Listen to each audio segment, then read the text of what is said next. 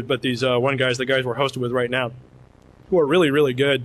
I like them a lot. Not the cheapest, but they're all right. Contacted us, and they're like, yeah, we got a thing. We're all Farkers, and that was actually the kicker. Since they were fans of the site, I figured, that's probably the best place to host it because they won't let it go down. And in fact, it's happened a couple of times. Where like I'll wake up in the morning and be like, yeah, at 3 o'clock you developed a problem. We just logged in and fixed it. Hope you don't mind. Thanks. And I'm like, sounds good to me. You have at it.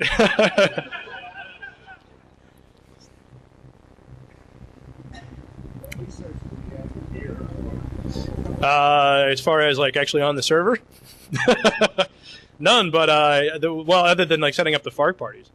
Going to those and hanging out, that's always a good time. That basically comes from the fact that like I am a tremendous extrovert. And speaking of which, by the way, I mean like after this talk, if I'm like hanging out at the bar, feel free to come up. It doesn't bother me a bit. I'll talk all day long.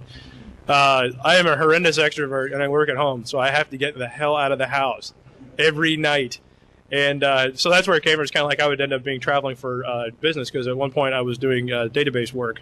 I still have 3 clients just because they're friends of mine. One of them is down in South Carolina, which is why there's a Charleston Fark party twice a year because I'm there. And I'd be bored hanging out, and so I'd put up a thing saying, "Hi, I'm in town. Who wants to grab a beer?" I'd been working on this project in Spartanburg for years, and the first time I did that, it was 2000, 2001. I popped it up. 2 guys wrote back. One was in high school, and he's like, "I can't come out. I just wanted to say hi." And the other guy didn't show up. And then the last time I was there a year ago, because I've skipped, I put one up at 4 o'clock in the afternoon saying, I'm going to go over to Greenville, next town over. I'm going to be at this bar. Anybody wants to come out, show up. And 50 people showed up. It was great. It gave me something to do for the evening. I was going to be bored otherwise. So it's been amazing watching how that's kind of progressed.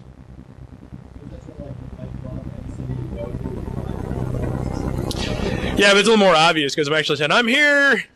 I'm in this bar, I'm hanging out. So, yeah, it's a lot of fun, actually, because one of the interesting things is that people that read Fark are not all tech guys. There's an occasional joke I'll see that'll come through in a tagline kind of talking about how Farkers all live in their parents' basements and they're all tech guys, but it's not the case. Most of them are not technical people, and all the women that read Fark are hot. I don't know why this is. It is completely mystifying to me that you could have any kind of a bulletin board type computer thing and have hot women read the site, like tons of them. It's insane. I have no explanation for it, but hey, whatever. I can roll with it. Yeah, oh yeah, she's hot too. I mean, it's the same deal. It's crazy. I don't know. Jose can back me up on this. Wait, me and Jose and Herman all went to college together, so. Not yet, but I can fight, so I'm not too worried about it. I also figured, too, that if there's ever any trouble, not only aside from the fact that I can handle myself, there's also like another, usually 20 to 50 people in the room that will probably also try to kill the guy. So, so whatever I can get my hands on. Yes.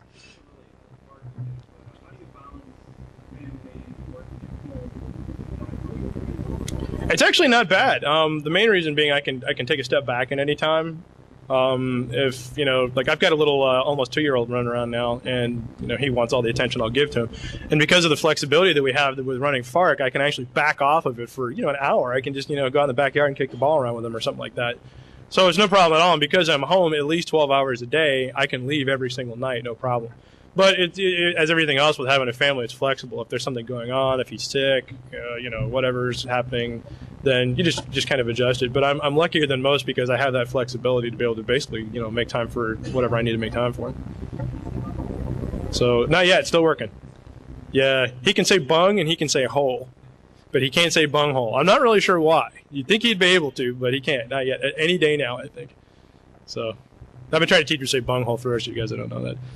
So, on command. There's something else. He's a fun guy. He's really hilarious. If you guys ever get a chance to meet him, he talks all day long. It's great. No. His name's Storm, actually. Yeah. So, and to continue with my long habit of naming things the wrong name, I named a cat Lazy once. That didn't work out. But he's actually really calm and pretty even keel, surprisingly. So I'm like, yeah, let's hope that holds. But he's a good little guy. Yeah. Yes, actually, it happened most recently last week. I was at a bar in Lexington, and this guy didn't know I even lived in town. He's like, "Are you Drew Curtis?" I'm like, yeah. He's like, "Oh wow, let me buy you a beer." I'm like, "Yeah, okay." But it does happen, and it's really strange. I mean, not strange, not the people that recognize me. It's just weird just to be somewhere and have somebody know who you are. Happened to me in Vegas like 2 years ago. I was playing blackjack, and the dealer at one point is like, "Are you Drew Curtis?" And I'm like, "Yeah." He's like, "Oh man, I love your website." I was like. That was bizarre. Yeah, like give me some good cards for Christ's sakes, you know. So yeah, it does happen, and it's a totally bizarre thing. But it's kind of nice to do because like I've become pretty good friends with Will Wheaton, and we've discussed this on a couple of occasions because he's got the kind of celebrity that sucks, where basically there's all kinds of freaky people that are giant fans of his that will recognize him on sight and chase him around, you know, wherever he happens to be. He can't turn it off. Whereas me, if I'm at a Fark party, the minute I walk out the door, I'm nobody. And it's great. It's a good time.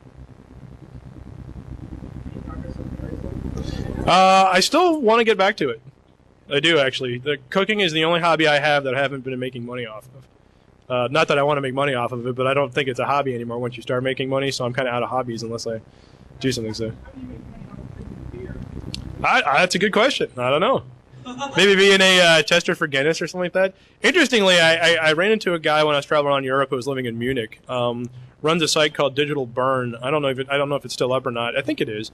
It's a cell phone review site. It's just something that he liked cell phones, and he thought, well, I'll just go ahead and write reviews of cell phones for my own edification. And at some point, it got big enough to where a company started sending him cell phones like for free. Like, here, we got this new model. Come check it out.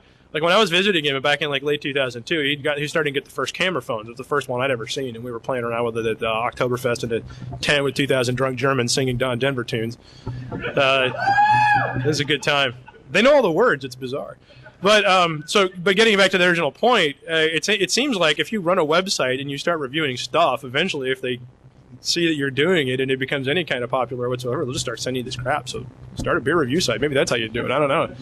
Could be the case. Yes. Oh, right. That's actually a joke also. There was an interesting talk actually right before me about bat mud. Back in the day, I was one of the guys that started Three Kingdoms Mud. I don't know if you guys mud at all, but I was one of the guys that founded that. And we had a swear filter on there, and then as a joke, we just started putting other words in there that weren't obscene just because, you know, that was a funny joke. We started doing that on Fark, and it became a deal where Mike, our systems guy, decided it was a challenge because every time people would find ways around it, then he would have to close that off and then find a way to block the next one and so on and so forth. And so that's basically where that came from. And then we've just added some other things in the filter that, like, I don't particularly care about swears, but I think it's effective when you block them to make people have a really hard time to actually do it because it carries so much more impact when you see the word fuck in a comment on Fark. Because you don't otherwise. You're like, whoa, because you know how that guy had to try like hell and probably got banned for a week for doing it.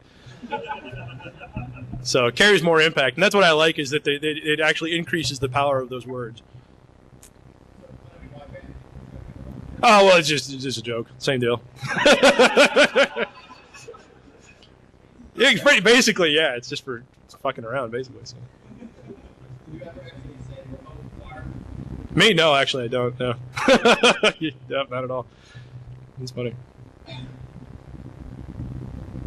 Anybody else? You know, I don't know. It was the first one I looked up and it was available, so I just grabbed it. So, yeah, didn't search for too long. It was just like, all right, we'll give it a shot. Yes. What's that? Oh, white lightning? Oh, yeah, no, I didn't. You can actually buy it, though. There's a Heaven Hill Distillery makes some. It comes in a little mason jar. You guys have probably seen it? Yeah. Yeah, strong stuff. Doesn't taste bad either, because it's basically alcohol, so. No, not too bad, actually. Found out something interesting. You can't ship alcohol to Kentucky, not legally. But I found a little outfit in Edinburgh that'll do it. I don't guarantee it'll get there, but it's really funny. What they do is they pack it in these really odd-shaped packages, and it's always funny to see what they're going to be calling it next. They ship it from some guy's house that works there, and so far it's been lava lamps, do-it-yourself lawn gnome garden kit, and like some kind of a paint set or something like that. But they basically just ship it out, name it something else, and hope it gets there. And it seems to get there pretty much every time. So works out pretty well. People keep saying we got to have a Fark beer, and I think that's a good idea. But I can't make it or ship it in Kentucky, so it's like, well, you know, maybe someday. Maybe if they relax the laws a little bit, we'll do it. Yeah, yeah. Or we could just license it out to somebody who's got a company already. I don't know. Be a good way to go. Yep. Yes.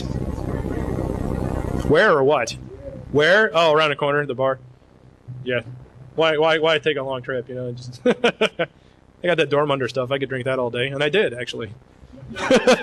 Come to think of it, so I'll be doing it again. Alrighty, well, thanks everybody. I appreciate it. Thanks for stopping by. We'll get done a little bit early.